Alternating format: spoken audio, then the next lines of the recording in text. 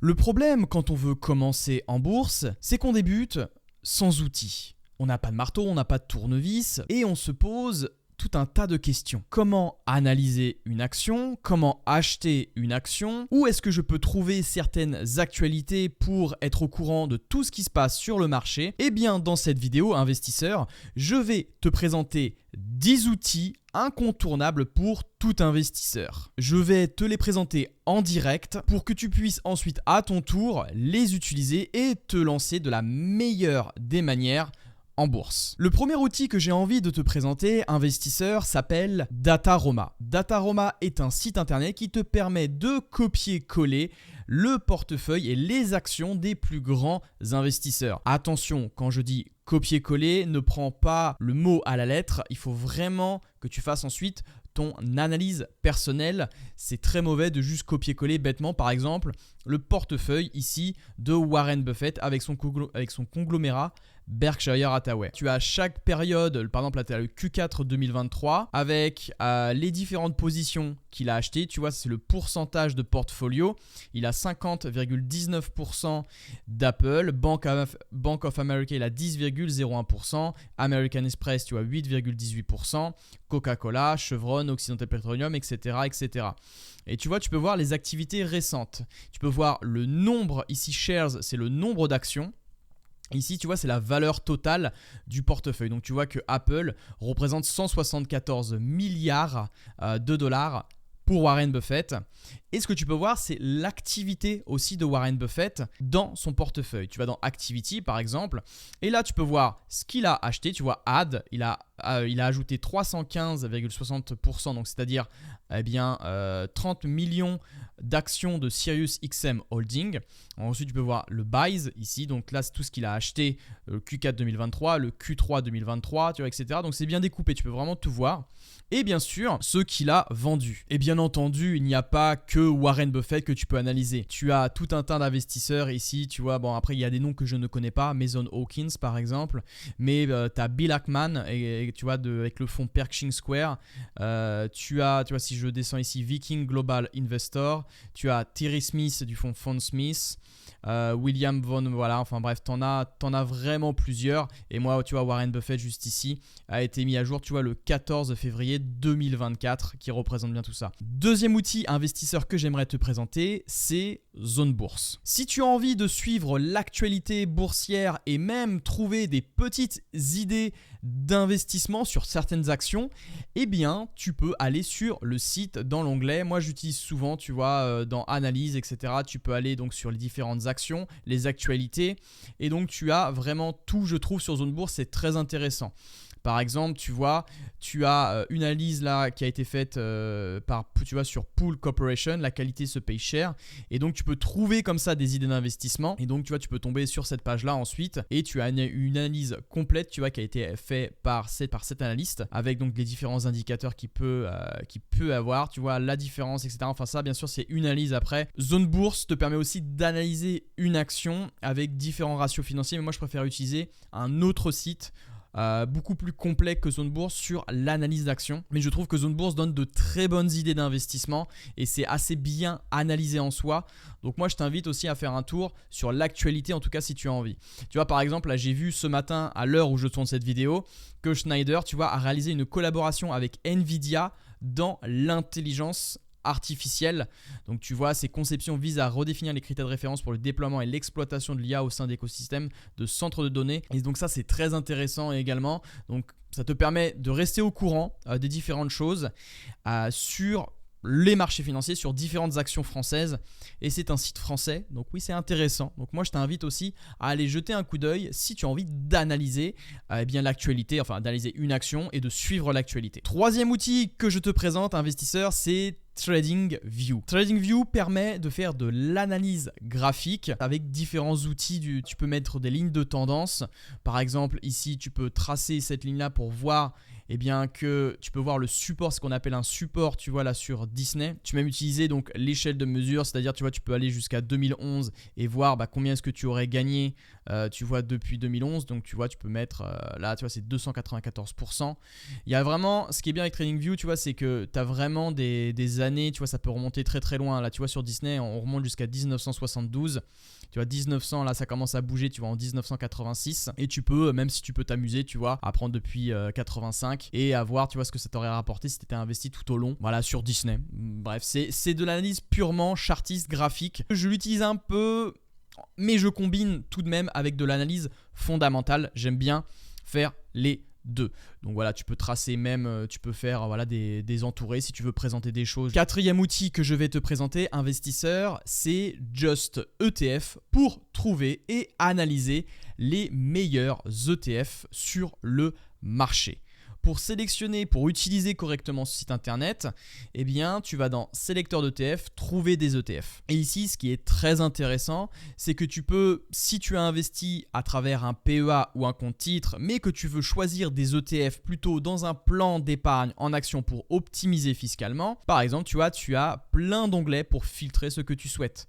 Éligible au PEA, tu cliques ici et ensuite, voilà, tu peux voir tous ceux qui sont éligibles au PEA. Tu as le Lixor PEA Nasdaq, le Amundi Russell 1000, etc. Ce qui est bien, c'est que tu peux même trier par rapport aux performances. Donc tu vois par exemple 5 ans ici, et bien là tu peux filtrer les meilleures performances tu vois, en moyenne sur 5 ans. Donc ici c'est le Nasdaq, etc., etc. Tu as le PNB Paribas Easy S&P 500 UCITS aussi qui est très performant et qui est même préféré maintenant par rapport au Amundi qui a changé toute sa gamme sur ces ETF, en tout cas pas mal. Tu peux même modifier si tu veux les colonnes, ce que tu veux voir à l'intérieur. Par exemple, si tu veux vraiment aérer et voir uniquement la performance, eh bien tu vois sur 6 mois, 1 an, etc. Tu peux cocher et faire toi-même, tu vois, ton filtre et mettre tes critères d'analyse pour que ce soit, voilà, si tu préfères te concentrer uniquement sur la performance, tu peux faire comme ça. Si tu veux voir la méthode de distribution du fonds, et bien voilà, tu peux voir par capitalisation ou par distribution. Bon là on est toujours dans un PEA, d'accord. Voilà. Autre chose aussi qui peut être intéressant pour toi, c'est de voir, tu vois, même dans le marché hors PEA, c'est que tu vois clairement que là en ce moment, c'est eh bien les ETP Bitcoin, tu vois, qui a ça comme bas. De toute façon, la crypto-monnaie revient en force en 2024. Donc tu t'en doutes bien que ça intéresse beaucoup plus de monde. Ce qui est également intéressant, c'est que tu peux choisir des ETF en fonction de ta stratégie. Par exemple, si tu veux choisir sur les dividendes, tu cliques sur dividendes juste ici. Et là ensuite, tu peux filtrer par rapport au rendement de distribution actuelle. Donc en fait, prendre eh bien, l'ETF qui distribue le plus de dividendes si tu as plutôt voilà, une stratégie de rente. Bon, bien sûr, ce n'est pas la meilleure stratégie à faire, tu t'en doutes bien. Mais voilà tout ce que tu peux avoir en tout cas quand tu viens à filtrer les différents ETF. Donc tu vois, tu en as plusieurs, tu as large cap, mid cap. Ensuite, moi je te laisserai regarder tout ça. Voilà, en tout cas, c'est Just ETF est l'outil principal pour ma part pour sélectionner et analyser mes ETF. Cinquième outil, Stock Circle. Ce site internet permet encore une fois de fouiller un petit peu et de copier ce que font les plus grands investisseurs du monde au sein de leur portefeuille, mais il y a quelque chose de beaucoup plus intéressant. Tu vois que tu peux filtrer ici les investisseurs les plus populaires, la meilleure performance, la croissance, voilà, ça c'est plus les investisseurs qui sont plutôt axés croissance. Donc tu vois, tu peux filtrer vraiment ces différents investisseurs. À titre d'exemple, pour t'illustrer comment fonctionne cet outil, donc on va voir Warren Buffett. Et ce qui est intéressant, donc là tu peux revoir encore une fois, alors un peu comme Dataroma, d'accord, tu peux voir les différentes positions qu'il a au sein de son portefeuille. Et ce qui est intéressant, c'est que tu peux aller ensuite dans performance. Et donc là, tu as la performance du fonds par rapport donc aux différentes années. Tu vois, il y a 10 ans, il a réalisé une performance tu vois, de 154,34%. Et ce qui est intéressant, là, franchement, c'est l'outil qui me permet vraiment de déterminer, de savoir si c'est un bon investisseur ou pas et ou s'il est en adéquation avec mes valeurs d'investissement. Et bien qu'en fait, c'est que tu peux retrouver la moyenne, tu vois, donc c'est-à-dire la moyenne des différents ratios de toutes les compagnies au sein de son portefeuille. Par exemple, pourquoi est-ce que, on se dit souvent, pourquoi est-ce que Warren Buffett surperforme? Pourquoi est-ce qu'il a de meilleures performances? Eh bien parce qu'il utilise, tu vois, des critères beaucoup plus précis. Tu vois, il utilise vraiment des ratios financiers au-dessus du marché. Ici, tu vois, tu as Compare to Market. Et par exemple, ici sur la marge nette, on voit que les entreprises de Warren Buffett au sein de Berkshire Hathaway possède, tu vois, une marge nette d'environ 20,40%, ce qui se situe, tu vois, au-dessus du marché. On a pareil, tu vois, le return on equity pour les retours sur capitaux propres. On est très largement encore au-dessus du marché. Pareil, return on investment capital, donc le ROIC. Encore une fois, on est au-dessus du marché. Ce qui te permet donc d'émettre un avis, de comparer pourquoi est-ce que Warren Buffett fait des bonnes performances comparé à quelqu'un qui en fait moins, et ensuite à toi de t'appuyer peut-être sur ces ratios pour construire ton portefeuille. Passons désormais au 6e outil investisseur. Mais imagine avoir un outil qui te permettrait de te former 100% gratuitement avec 3 vidéos masterclass. Eh bien, c'est ce que permet en tout cas Sequoia.com. Oui, bon, c'est un petit coup de pub là, je t'avoue, mais un coup de pub gratuit pour toi. Tu as tout simplement à aller sur le premier lien sur la description de cette vidéo et tu vas retrouver justement cette page-là. S'inscrire à la masterclass qui te permet de découvrir toutes mes stratégies que j'utilise pour trouver mes actions de qualité. Je te montre également, tu vois, dans ce premier épisode, comment je suis passé de 0 à 200 000 euros en 3 ans, sans point de départ. Le secret de richesse des différents investisseurs, où là, je te révèle vraiment tous leurs secrets.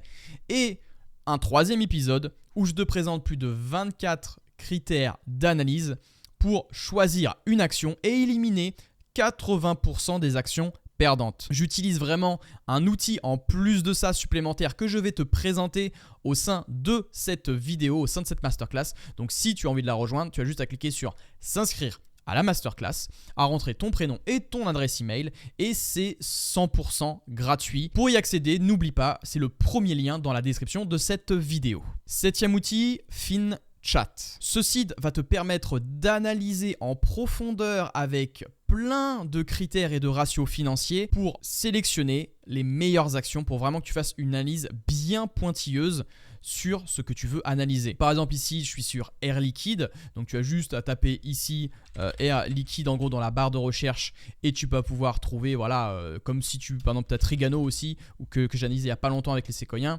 Trigano également, tu vois, tu peux l'ajouter et analyser. Tu as un gros tableau avec tous les ratios financiers, les marges, ici tu as la rentabilité, ici tu as la santé financière de l'entreprise, l'évaluation et la croissance, tu vois, des revenus du chiffre d'affaires, ce qui est super intéressant. Également, tu peux même, et ça c'est je trouve un outil qui est vraiment que j'ai pas trouvé autre part, tu peux cliquer rapidement, tu vois, tu peux construire tes graphiques.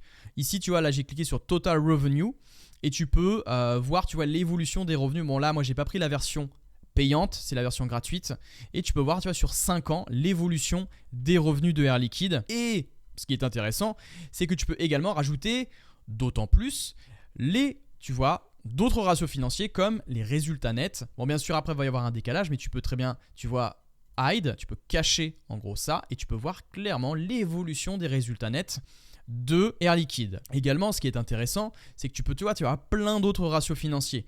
À titre d'illustration, si tu veux mettre par exemple les marges, tu vois, supplémentaires sur ton graphique ci-dessous, tu as juste à cliquer ici sur Net Profit Margin et ici tu vois sur la courbe ici sur la ligne en orange, eh bien tu peux voir très clairement, tu vois, l'évolution des marges. Tu peux vraiment mettre, si tu veux plutôt avoir des barres, tu vois, en chart, eh bien tu peux mettre des barres. Si tu veux, tu vois, cacher du coup les autres qu'on a vus et mettre uniquement ça, tu peux également. Enfin bref, tu peux construire ton graphique avec cet outil, ce qui est super intéressant. Tu peux voir également le cash flow statement, le free cash flow. Tu cliques ici sur free cash flow et là tu peux, et tu peux combiner tout en fait. Et ici, tu vois, tu peux voir clairement toute ton analyse, tous tes graphiques, toutes tes barres que tu veux analyser sur Air Liquide. Et je trouve ça très intéressant. En plus, tu vois, d'avoir le dividende. J'avais oublié, si tu es intéressé par les actions à dividende, eh bien, tu peux voir le yield, tu peux voir le payout ratio et la croissance, tu vois, le dividend per share, ça se dit, donc growth. Donc, tu vois, sur 5 ans, eh bien, la moyenne sur 5 ans, Air Liquide a augmenté de 7,88% son dividende chaque année en moyenne sur 5 ans. 8e outil, c'est Dividland. Dividland, c'est le calendrier de détachement et de paiement des actions que tu peux avoir. Par exemple, en février, tu peux voir très clairement les entreprises qui t'ont payé. avec l'acompte. Et ici, tu peux voir très clairement, tu vois en mars, ce qui va être payé sur des entreprises françaises. Donc là, on a Total Energy, par exemple, ici, où la date de détachement est le 20-03, donc d'accord, le 20 mars. C'est-à-dire que tu dois, pour recevoir des dividendes de Total Energy, pour que tu sois éligible à son versement, c'est la date de détachement qu'il faut bien remarquer. Donc là, tu vois, c'est à J-1. Passé cette date-là, tu n'auras pas le droit aux dividendes. Et le paiement, tu vois, c'est à J-15, ça se passera le 3 avril. Et tu as également le montant du dividende, en tout cas l'acompte, en tout cas parce que Total Energy verse 4 coupons, donc trimestriels. Et voilà, tu as plein d'autres actions, LVMH, tu vois Vinci, et tu peux voir en mai, tu vois Kering qui va verser son dividende. Donc là, on est plutôt sur des actions françaises. Donc si tu es adepte de ces actions-là au sein de ton PEA, tu peux voir tout ça à l'intérieur. Et par exemple, tu vois qu'en mai, tu vois le 20 mai, tu as la date de détachement de Air Liquide. Donc tu vois, tu peux même cliquer dessus et voir l'évolution du dividende de Air Liquide. Ce qui peut être intéressant, tu vois, si tu veux voir davantage ce qui se passe derrière. Voir, tu vois, le versement du dividende une fois par an, les résultats annuels, etc. Tu peux voir de combien de pourcentage est-ce que cette entreprise a augmenté son dividende avec la date de détachement officielle et la date de paiement officielle. 9e outil et avant-dernier, c'est All Rates. En bourse, on peut investir ce qu'on appelle sur des rates. C'est de l'immobilier coté en bourse, plutôt du côté américain. Et ce qui est intéressant avec ce site-là, c'est que tu peux analyser les rates. Elles ne s'analysent pas de la même manière, en fin de compte, que les actions traditionnelles. Donc, tu as un site vraiment typique pour ça si tu veux investir sur de l'immobilier coté en bourse. Donc, par exemple, celle qu'on connaît le plus, ça va être Realty Income. Et donc là, voilà, tu peux analyser l'entreprise dans son ensemble avec le score. Tu vois, tu as différents scores qui va de 0 à 100% sur le dividend growth, le payout ratio, les dettes, la justesse FFO. Parce que ça, si tu veux, on utilise les funds from operation quand on analyse les rates. C'est pas sur le chiffre d'affaires qu'on analyse. On a également le graphique et voilà, tu peux voir donc tout ce qui se passe sur le dividende. La FFO, tu vois la croissance de l'adjusted from operations. Tu as également, tu vois la taille, c'est-à-dire la taille ici, c'est le nombre de propriétés, le nombre de commerces, parce qu'il faut savoir que Rating Income, c'est plutôt sur des commerces, c'est-à-dire c'est des centres commerciaux. Et donc, tu peux voir l'évolution, tu vois, chaque année, de la taille, comment est-ce que cette entreprise s'expand à travers le monde. Et ici, tu as le taux d'occupation, tu vois, des centres commerciaux qui ont été loués. Intéressant. Et tu peux également voir où est-ce qu'elle se situe à travers le monde. Tu as les Amériques, tu vois, où il y a plus de 13 000 propriétés. United Kingdom, où il y a 289 propriétés. Et ici, tu as le type de propriété thématique sur lequel elle est. Elle est bien sur le retail freestanding. On est bien sur des centres commerciaux ici. Voilà ce que je peux te montrer avec AllRate. Ce qui est intéressant également, c'est que tu peux aller sur les rate screeners. C'est-à-dire que tu peux filtrer, tu vois, les meilleurs rates également. Tu vois, là, j'ai mis score ici, donc tu peux filtrer. Tu as Prologis qui est aussi une très très bonne rate. Tu as Rating Income en deuxième, Avalon Buy, Equity Residential, Alexandria. Et tu peux filtrer comme ça. 10e et dernier outil, investisseur. Juste avant de passer à ce dernier outil, n'oublie pas de laisser ton plus beau pouce bleu et à t'abonner à la chaîne de Sequoia. Et justement, en parlant d'abonnement, je t'invite sur cette page pour t'abonner et pour découvrir ce dernier outil que je vais te présenter, parce que tu vas me dire, Sony, ok, mais tu as oublié l'outil indispensable pour tout investisseur. Je parle bien entendu de la plateforme d'investissement. Où est-ce que tu as investi ? Sur ton PEA ou sur ton CTO ? Je vais te parler de mon PEA, en tout cas, j'utilise Bourse Direct.